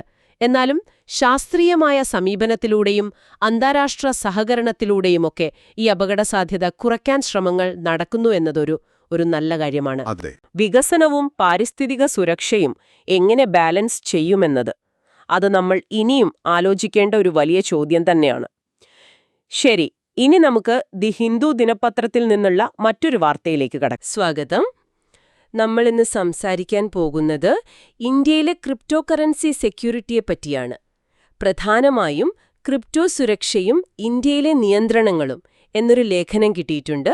അതിലെ കാര്യങ്ങൾ നമുക്കൊന്ന് നോക്കാം. പിന്നെ നിങ്ങൾ UPSC പരീക്ഷയ്ക്ക് തയ്യാറെടുക്കുന്നുണ്ടെങ്കിൽ ഇത് ശ്രദ്ധിക്കണം. പ്രിലിംസിന് സയൻസ് ആൻഡ് ടെക്, പിന്നെ ഇന്ത്യൻ ഇക്കോണമി, ഗവേണൻസ് ഇതിലൊക്കെ വരും. Crypto, block chain, cyber security, FIU, certain അങ്ങനെയുള്ള കാര്യങ്ങൾ. അതെ. മെയിൻസിനാണെങ്കിൽ GS പേപ്പർ 3 ഉണ്ടല്ലോ, അതിലെ സൈബർ സെക്യൂരിറ്റി, മണി ലോണ്ടറിംഗ് അതുമായി ബന്ധപ്പെട്ട ചോദ്യങ്ങൾ വരാം. ശരിയാണ്, വളരെ പ്രധാനപ്പെട്ട ഒരു ടോപ്പിക്കാണ്. അപ്പോ ലേഖനത്തിലെ പ്രധാന വിഷയത്തിലേക്ക് വരാം. ഈയിടെ CoinDCX, അതായത് ഇന്ത്യയിലെ ഒരു വലിയ ക്രിപ്റ്റോ എക്സ്ചേഞ്ച്, അവിടെ ഒരു ഹാക്കിംഗ് നടന്നല്ലോ. നടന്നു. അവരുടെ ഒരു ഹോട്ട് വാലറ്റാണ് ഹാക്ക് ചെയ്തത്. നഷ്ടം ഏകദേശം $44 മില്യൺ. അതോ വലിയൊരു സംഖ്യയാണ്. അതെ, വലിയ സംഖ്യയാണ്. പക്ഷേ ഇവിടെ ഒരു പ്രധാന വ്യത്യാസമുണ്ട്. CoinDCX പറയുന്നത് എന്താണെന്ന് വെച്ചാൽ, ഇത് അവരുടെ സ്വന്തം ഫണ്ടാണ് നഷ്ടപ്പെട്ടത്, ഹോട്ട് വാലറ്റിൽ നിന്ന്. ഉപഭോക്താക്കളുടെ ഫണ്ടുകൾ സേഫാണ്, അത് കോൾഡ് വാലറ്റുകളിലാണ് വെച്ചിരിക്കുന്നത്. ഓ, അത് ആശ്വാസമായി. പിന്നെ ഈ നഷ്ടം കമ്പനി തന്നെ ഏറ്റെടുക്കുമെന്നും CERTN വിവരമറിയിച്ചിട്ടുണ്ട് എന്നും അവർ പറയുന്നുണ്ട്. CRTN നമ്മുടെ സൈബർ സുരക്ഷ ഏജൻസി അല്ലേ? അതെ, Indian computer emergency response team. Okay. അപ്പോൾ കഴിഞ്ഞ കൊല്ലം വസീർ എക്സിൽ നടന്ന ഹാക്കിങ്ങിൽ നിന്ന് ഇത് വ്യത്യസ്തമാണോ? അവിടെ എന്തായിരുന്നു പ്രശ്നം? അതാണ് പ്രധാന വ്യത്യാസം. വസീറെക്സിൽ നഷ്ടപ്പെട്ടത് കസ്റ്റമേഴ്സിന്റെ ഫണ്ട്സായിരുന്നു. ഒരു കൊല്ലം കഴിഞ്ഞിട്ടും ആ പൈസ തിരിച്ചു കിട്ടിയോ എന്ന കാര്യത്തിൽ ഇപ്പോഴും വ്യക്തതയില്ല. അയ്യോ. അപ്പോൾ ഇത് കാണിക്കുന്നത് എന്താണെന്ന് വെച്ചാൽ, ഇന്ത്യയിലിപ്പോ എക്സ്ചേഞ്ചുകളൊക്കെ FIUവിൽ രജിസ്റ്റർ ചെയ്യണമെന്നൊക്കെ വന്നിട്ടുണ്ട്. എന്നാലും ശരിക്കും ഒരു ഹാക്ക് നടന്നാൽ നിക്ഷേപകരുടെ പൈസയ്ക്ക് എന്ത് സംഭവിക്കുമെന്നതിൽ ഒരു ഉറപ്പുമില്ല. ഗവൺമെന്റ് എത്രത്തോളം സഹായിക്കുമെന്നും പറയാൻ പറ്റില്ല. അപ്പോഴാണ് ഈ not your keys not your crypto എന്ന ഒരു പറച്ചില് ഭയങ്കര പ്രധാനമാവുന്നത് അല്ലേ? തീർച്ചയായും. നമ്മുടെ കീ നമ്മുടെ കയ്യിലില്ലെങ്കിൽ ആ ക്രിപ്റ്റോ ശരിക്കും നമ്മുടേതല്ല. അത് എക്സ്ചേഞ്ചിന്റെ കൺട്രോളിലാണ്. അപ്പോൾ സ്വന്തമായി സൂക്ഷിക്കുന്നതാണോ നല്ലത്, ഈ ഹാർഡ്വെയർ വാലറ്റ് എന്നൊക്കെ പറയുന്ന പോലെ? അതെ, വിദഗ്ധർ പറയുന്നത് അതാണ്. സെൽഫ് കസ്റ്റഡി, അതായത് ഹാർഡ്വെയർ കോൾഡ് വാലറ്റുകൾ ഉപയോഗിക്കുന്നതാണ് ഏറ്റവും സുരക്ഷിതം. നമ്മുടെ ആസ്തിയുടെ പൂർണ്ണ നിയന്ത്രണം നമുക്ക് തന്നെ കിട്ടും. ഈ ഹോട്ട് വാലറ്റ് കോൾഡ് വാലറ്റ് എന്ന് പറയുന്നുണ്ടല്ലോ, അതൊന്ന് സിമ്പിളായിട്ട് പറയാമോ? എന്താണ് വ്യത്യാസം? പറയാം.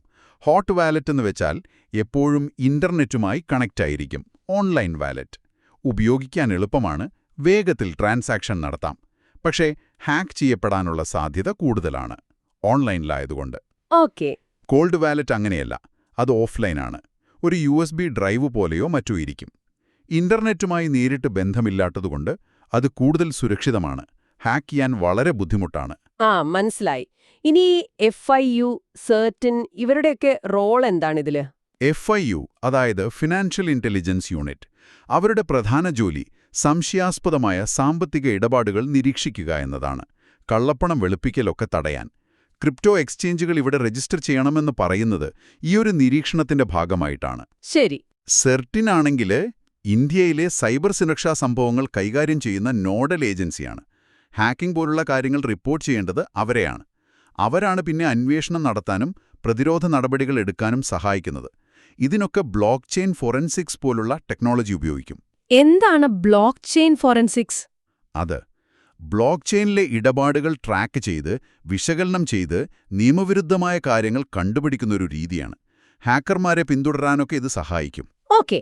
അപ്പോ ഏകദേശം ഒരു ഐഡിയ കിട്ടി. ഇനിയിപ്പോ മെയിൻസ് പരീക്ഷയുടെ ഒരു കാഴ്ചപ്പാടിൽ നോക്കുകയാണെങ്കിൽ ഇന്ത്യയിൽ ഒരുപാട് ക്രിപ്റ്റോ യൂസേഴ്സ് ഉണ്ടല്ലോ. ഉണ്ട്, ലോകത്തിലെ തന്നെ ഏറ്റവും കൂടുതലുള്ള രാജ്യങ്ങളിൽ ഒന്നാണ്. എന്നിട്ടും എന്തുകൊണ്ടാണ് ഇവിടെ ഒരു കൃത്യമായ നിയമം വരാത്തത്? അല്ലെങ്കിൽ ഇപ്പോഴുള്ള ഈ സമീപനത്തിന്റെ ഗുണങ്ങളും ദോഷങ്ങളും എന്തൊക്കെയാണ്? അതാണ് ഈ ലേഖനം പ്രധാനമായും പറയുന്നത്. ഗുണങ്ങളെന്ന് പറയാൻ FIU രജിസ്ട്രേഷൻ ഒരു പരിധിവരെ കള്ളപ്പണം വെളുപ്പിക്കൽ തടയാൻ സഹായിക്കും. ടാക്സ് കൊണ്ടുവന്നത് ഇതിനൊരു നിയമപരമായ ചട്ടക്കൂട് നൽകാനുള്ള ശ്രമമായി കാണാം. പക്ഷെ പോരായ്മകൾ ഒരുപാടുണ്ട്. ഏറ്റവും പ്രധാനം നിക്ഷേപക സംരക്ഷണം തന്നെ. ഒരു എക്സ്ചേഞ്ച് പൊട്ടിയാൽ എന്ത് സംഭവിക്കും? വസീറെക്സ് പോലെ. ശരിയാണ്. എക്സ്ചേഞ്ചുകളുടെ ഉത്തരവാദിത്തം, സൈബർ സുരക്ഷാ സ്റ്റാൻഡേർഡ്സ്, പിന്നെ കസ്റ്റമറുടെ ആസ്തിയും കമ്പനിയുടെ ആസ്തിയും വേർതിരിച്ച് സൂക്ഷിക്കണം എന്നത്, ആസറ്റ് സെഗ്രിഗേഷൻ, ഇതിലൊന്നും ഒരു വ്യക്തതയില്ല. ക്രിപ്റ്റോയുടെ ലീഗൽ സ്റ്റാറ്റസ് പോലും ഇപ്പോഴും ഒരു ചോദ്യചിഹ്നമാണ്. അതെ, അതും ഒരു പ്രശ്നമാണ്. അപ്പോൾ എന്താണ് ഒരു പോംവഴി? ഫുൾ ബാൻ ചെയ്യാൻ പറ്റുമോ? അതോ റെഗുലേഷൻ വേണോ? ബാൻ ചെയ്യുന്നത് പ്രായോഗികമല്ല എന്നാണ് പൊതുവെയുള്ള അഭിപ്രായം. കാരണം ടെക്നോളജി അത്രയും വളർന്നു. അപ്പോൾ വേണ്ടത് ഒരു ബാലൻസ്ഡ് അപ്രോച്ചാണ്. അതായത് ഒരു സമഗ്രമായ നിയമം. അതിൽ നിക്ഷേപകരെ എങ്ങനെ സംരക്ഷിക്കാം, എക്സ്ചേഞ്ചുകൾക്ക് ലൈസൻസ് എങ്ങനെ കൊടുക്കാം, സൈബർ സുരക്ഷാ ഓഡിറ്റുകൾ നിർബന്ധമാക്കണം, ആസ്തികൾ വേർതിരിക്കുന്നത് ഉറപ്പാക്കണം, ഒരു തർക്കപരിഹാര സംവിധാനം വേണം. ഇതൊക്കെ ഉൾപ്പെടുത്തണം. അതോടൊപ്പം ഈ not your keys not your crypto പോലുള്ള കാര്യങ്ങളിൽ ബോധവൽക്കരണവും പ്രധാനമാണ് അല്ലേ? വളരെ പ്രധാനം. സെബി, RBI പോലുള്ള സ്ഥാപനങ്ങൾ മുൻകൈയെടുത്ത് നിക്ഷേപകരെ ബോധവൽക്കരിക്കണം. CERT-IN ഓഡിറ്റുകൾ കൂടുതൽ കർശനമാക്കണം. ലക്ഷ്യം എന്തായിരിക്കണം? ലക്ഷ്യം ഇന്നൊവേഷനെ തടസ്സപ്പെടുത്താതെ എന്നാൽ ആളുകളെ സംരക്ഷിക്കുകയും രാജ്യത്തിന്റെ സാമ്പത്തിക സ്ഥിരത നിലനിർത്തുകയും ചെയ്യുന്ന ഒരു റെഗുലേറ്ററി എൻവയോൺമെന്റ് ഉണ്ടാക്കുക എന്നതാണ്. ശരി. അപ്പോ ഈ ലേഖനത്തെക്കുറിച്ചുള്ള നമ്മുടെ ഈ ഒരു വിശകലനം ഇവിടെ നിർത്താം. ഒരു ചോദ്യം ബാക്കി വയ്ക്കാം. ഈ ടെക്നോളജി ഇങ്ങനെ മാറിക്കൊണ്ടിരിക്കുമ്പോൾ നമ്മുടെ സ്വന്തം ഉത്തരവാദിത്വവും നിയമം തരുന്ന സംരക്ഷണവും തമ്മിലുള്ള ആ ഒരു ലൈൻ അത് ഭാവിയിൽ എങ്ങനെയായിരിക്കും? അടുത്തതായി നമുക്ക് ദ ഹിന്ദു പത്രത്തിൽ നിന്നുള്ള മറ്റൊരു വാർത്തയിലേക്ക് പോകാം. നമസ്കാരം. നമ്മൾ ഇന്ന് നോക്കുന്നത് ദ ഹിന്ദു പത്രത്തിലെ ഒരു പ്രധാന വാർത്തയാണ് കേട്ടോ. പുതുതായിട്ട് വികസിപ്പിച്ചെടുത്ത ഭയങ്കര വേഗതയുള്ളൊരു മൈക്രോസ്കോപ്പിനെ കുറിച്ചാണ് പറയുന്നത്. അതെ, നമസ്കാരം. ഇത് ശരിക്കും പറഞ്ഞാൽ UPSC പ്രിലിംസ് എഴുതുന്ന നിങ്ങൾക്ക് വളരെ ശ്രദ്ധിക്കേണ്ട ഒരു വിഷയമാണ്. സയൻസ് ആൻഡ് ടെക്നോളജി ആ ഭാഗത്ത് ചോദ്യങ്ങൾ വരാൻ സാധ്യതയുണ്ട്. ഓക്കെ, അപ്പോൾ ഈ സയൻസ് ആൻഡ് ടെക്കിൽ എവിടെയാണിത് കൂടുതൽ വരിക? ഭൗതികശാസ്ത്രം, ബയോടെക്നോളജി? ഇത് പലതുമായി ബന്ധമുണ്ട്. ഫിസിക്സ് വരും, നാനോ ടെക്നോളജി വരും, പിന്നെ ബയോടെക്നോളജിയുമായിട്ടും ബന്ധമുണ്ട്. ഏറ്റവും പുതിയ കണ്ടെത്തലായതുകൊണ്ട് കറന്റ് അഫയേഴ്സിലും വരാം. ശരി. അപ്പോൾ എന്തായാലും ഈയൊരു പുതിയ കണ്ടുപിടുത്തത്തിന്റെ അതിന്റെ പ്രാധാന്യം, പിന്നെയുള്ള ശാസ്ത്രീയ കാര്യങ്ങൾ, അതൊക്കെ നമുക്കൊന്ന് സിമ്പിളായിട്ട് സംസാരിക്കാം അല്ലേ? തീർച്ചയായും. എന്താണ് ഇതിന്റെ ഒരു മെയിൻ ഹൈലൈറ്റ് ആയിട്ട് പറയുന്നത്? ലോകത്തിലെ ഏറ്റവും വേഗതയേറിയ സിംഗിൾ ഷോട്ട് മൈക്രോസ്കോപ്പ് എന്നൊക്കെയാണ് കേട്ടത്. അതെ, അതിൻ്റെ ഒരു പ്രധാന കാര്യം അതാണ്. സിംഗിൾ ഷോട്ട്, അതായത് ഒരൊറ്റ തവണ കൊണ്ട് ചിത്രമെടുക്കാം. പിന്നെ നോൺ ഇൻട്രൂസീവ്. നോൺ ഇൻട്രൂസീവ് എന്ന് വെച്ചാൽ? അതായത് നമ്മൾ നിരീക്ഷിക്കുന്ന വസ്തുവിന് ഒരു കേടുപാടും വരുത്തുന്നില്ല, അതിനെ ഡിസ്റ്റർബ് ചെയ്യുന്നില്ല. ഓ, ഓക്കെ. അപ്പോ തന്മാത്രകളുടെയൊക്കെ ചലനം കാണാൻ പറ്റുമെന്നാണോ? അതും ലൈവായിട്ട്? അതെ, അതാണിതിന്റെ ഏറ്റവും വലിയൊരു സംഭവം. വളരെ വേഗത്തിൽ ചലിക്കുന്ന തന്മാത്രകളെ, അതിന്റെയൊക്കെ മൂവ്മെന്റ്സ് തത്സമയം പിടിച്ചെടുക്കാൻ ഇതിന് കഴിയും. ഈ തന്മാത്രകളുടെ ചലനമെന്ന് പറയുമ്പോൾ ബ്രൗണിയൻ മോഷൻ എന്നൊരു വാക്ക് ഈ ആർട്ടിക്കിളിൽ കണ്ടു. അതിനെപ്പറ്റിയൊന്ന് പറയാമോ? പറയാം. ബ്രൗണിയൻ മോഷൻ എന്ന് പറഞ്ഞാൽ, ഇപ്പോൾ ഒരു ദ്രാവകത്തിൽ അല്ലെങ്കിൽ ഒരു ഗ്യാസിൽ ചെറിയ പൊടി പോലത്തെ കണികകളുണ്ടെന്ന് വെക്കാം. നമ്മൾ മൈക്രോസ്കോപ്പിലൂടെ നോക്കിയാൽ കാണാം, ഈ കണികകൾ വെറുതെ ഒരു ക്രമമില്ലാതെ അങ്ങോട്ടും ഇങ്ങോട്ടും ഓടി നടക്കുന്നത്. ശരിയാണ്. ഇതിന് കാരണം ചുറ്റുമുള്ള ആ ദ്രാവകത്തിലെ അല്ലെങ്കിൽ ഗ്യാസിലെ തന്മാത്രകൾ വന്ന് ഈ കണികകളിൽ എപ്പോഴും ഇടിച്ചുകൊണ്ടിരിക്കുന്നതാണ്, ഒരു തള്ളൽ കിട്ടുന്ന പോലെ. ഓക്കെ. ആൽബർട്ട് ഐൻസ്റ്റീനാണ് ഇതിന് ഒരു കൃത്യമായ തിയറിയൊക്കെ കൊടുത്തത്. ശരിക്കും പറഞ്ഞാൽ ആറ്റങ്ങൾ ഉണ്ടെന്നുള്ളതിന് ഒരു തെളിവ് കൂടിയാണ് ഈ ബ്രൗണിയൻ മോഷൻ. കൊള്ളാം.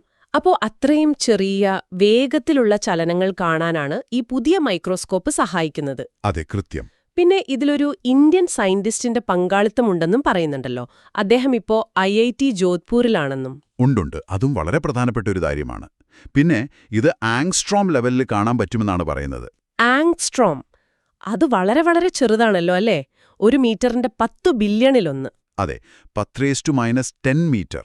ആറ്റം സൈസൊക്കെ പറയുന്ന യൂണിറ്റാണ്. അത്രയും സൂക്ഷ്മമായ തലത്തിൽ കാണാൻ പറ്റും. അപ്പോൾ സാധാരണ മൈക്രോസ്കോപ്പിൽ നിന്ന് ഇതിനുള്ള പ്രധാന വ്യത്യാസം ഈ നോൺ ഇൻട്രൂസീവ് എന്നതും പിന്നെ ഒറ്റ ഷോട്ടിൽ വലിയൊരു ഏരിയ കാണാമെന്നതുമാണോ? അതെ, പ്രധാന വ്യത്യാസങ്ങൾ അതാണ്. പിന്നെ ഇതിന്റെ പിന്നിലെ ടെക്നോളജി. ലേസർ പൾസുകൾ ഉപയോഗിക്കുന്നുണ്ട്, ഡിജിറ്റൽ മൈക്രോമിറർ ഡിവൈസ്, അതായത് DMD, പിന്നെ ഒരു സ്ട്രീക്ക് ട്യൂബ്. ഇതൊക്കെയാണ് പ്രധാന ഭാഗങ്ങൾ.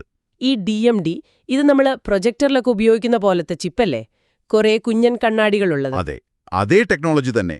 പക്ഷേ ഇവിടെ വളരെ അഡ്വാൻസ്ഡ് ആയിട്ട് ഉപയോഗിക്കുന്നു. ലക്ഷക്കണക്കിന് മൈക്രോ മിററുകൾ വെളിച്ചത്തെ കൺട്രോൾ ചെയ്ത് ഇമേജ് ഉണ്ടാക്കാൻ സഹായിക്കുന്നു. ഓക്കെ, അപ്പോൾ ഇതിന്റെയൊക്കെ ഒരു ആപ്ലിക്കേഷൻസ് എവിടെയൊക്കെ ആയിരിക്കും ഇത് കൂടുതൽ ഉപകാരപ്പെടുക? സാധ്യതകൾ ഒരുപാടുണ്ട്. ഒന്നാമതായി ബയോമെഡിക്കൽ റിസർച്ച്. കോശങ്ങൾക്കുള്ളിൽ എന്താണ് നടക്കുന്നത്, മരുന്നുകൾ ചെല്ലുമ്പോൾ അതെങ്ങനെ പ്രവർത്തിക്കുന്നു, ഇതൊക്കെ നേരിട്ട് കാണാൻ പറ്റുന്നത് വലിയൊരു കാര്യമാണ്. ശരിയാണ്. പുതിയ മരുന്നുകൾ കണ്ടുപിടിക്കാൻ ഇതൊരുപാട് സഹായിക്കും. കാരണം ഇപ്പോൾ നമ്മൾ കുറേ ഊഹിച്ചു ചെയ്യേണ്ട കാര്യങ്ങൾ നേരിട്ട് കണ്ടു മനസ്സിലാക്കാൻ പറ്റും. അതായത് ട്രയൽ ആൻഡ് എറർ കുറയ്ക്കാം. അതെ, കുറയ്ക്കാം. അതുപോലെ നാനോ മെറ്റീരിയൽസ് ഉണ്ടാക്കുമ്പോഴും അതിന്റെ സ്വഭാവം പഠിക്കാനുമൊക്കെ ഇതുപയോഗിക്കാം. കൊള്ളാം. അപ്പോൾ പ്രിലിംസിന് തയ്യാറെടുക്കുന്നവർക്ക് ഓർത്തിരിക്കേണ്ട ചില പോയിന്റ്സ് ഒന്നുകൂടി പറയാമോ? കോർ കോൺസെപ്റ്റ്സ് പറയാം. 1, ബ്രൗണിയൻ മോഷൻ. എന്താണെന്ന് നമ്മൾ പറഞ്ഞല്ലോ. ആ ക്രമരഹിതമായ ചലനം, ഐൻസ്റ്റീന്റെ വിശദീകരണം, ആറ്റത്തിന്റെ തെളിവ്, അതൊക്കെ ഓർക്കുക. ഓക്കെ. 2, ആങ്സ്ട്രോം.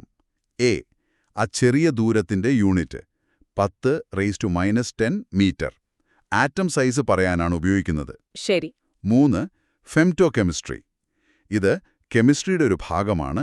വളരെ ചെറിയ സമയത്തിനുള്ളിൽ, അതായത് ഫെംറ്റോ സെക്കൻഡിൽ 10⁻⁻15 സെക്കൻഡ് നടക്കുന്ന രാസപ്രവർത്തനങ്ങളെക്കുറിച്ചുള്ള പഠനം. ഈ മൈക്രോസ്കോപ്പ് ആ ഒരു ടൈം സ്കെയിലിൽ കാര്യങ്ങൾ കാണാൻ സഹായിക്കുന്നതാണ്. ഓ, ഫെംറ്റോ സെക്കൻഡ്. അത്രയും വേഗത്തിൽ. അതെ, കണ്ണ് ചിമ്മുന്നതിനേക്കാൾ ലക്ഷക്കണക്കിന് മടങ്ങ് വേഗത്തിൽ. പിന്നെ നാലാമതായിട്ട് ഡിജിറ്റൽ മൈക്രോമിറർ ഡിവൈസ് DMD. ആ മൈക്രോമിററുകളുള്ള ചിപ്പ്, പ്രൊജക്ടർ, 3D പ്രിന്റർ, പിന്നെ ഈ മൈക്രോസ്കോപ്പ് ഇതിലൊക്കെ ഉപയോഗിക്കുന്നു. ഓക്കെ, അപ്പോൾ ഇന്നത്തെ ഈ ഒരു ചർച്ചയിൽ നിന്ന് ഈ പുതിയ മൈക്രോസ്കോപ്പിന്റെ പ്രാധാന്യം, അതിന്റെ പിന്നിലെ ചില സയൻസ് ആശയങ്ങൾ, ഇതൊക്കെ നിങ്ങൾക്ക് ഏകദേശം ഒരു ധാരണ കിട്ടിക്കാണും എന്ന് വിചാരിക്കുന്നു. അതെ, ഇതുവരെ നമുക്ക് കാണാൻ പറ്റാതിരുന്ന കാര്യങ്ങൾ, തന്മാത്രകളുടെ ലോകത്തെ ആ ചലനങ്ങൾ, അതൊക്കെ നേരിട്ട് കാണാൻ പറ്റുന്നത് എന്തൊക്കെ പുതിയ സാധ്യതകളായിരിക്കും തുറന്നു തരിക എന്നാലോചിച്ച് നോക്കൂ. ശരിയാണ്. ഇനിയും എന്തെല്ലാം കണ്ടെത്താനുണ്ടാവും അല്ലേ? എന്തായാലും നാളെ നമുക്ക് പുതിയ വിഷയങ്ങളുമായി വീണ്ടും കാണാം. എല്ലാവർക്കും നല്ലൊരു ദിനം ആശംസിക്കുന്നു. All the best. All the best.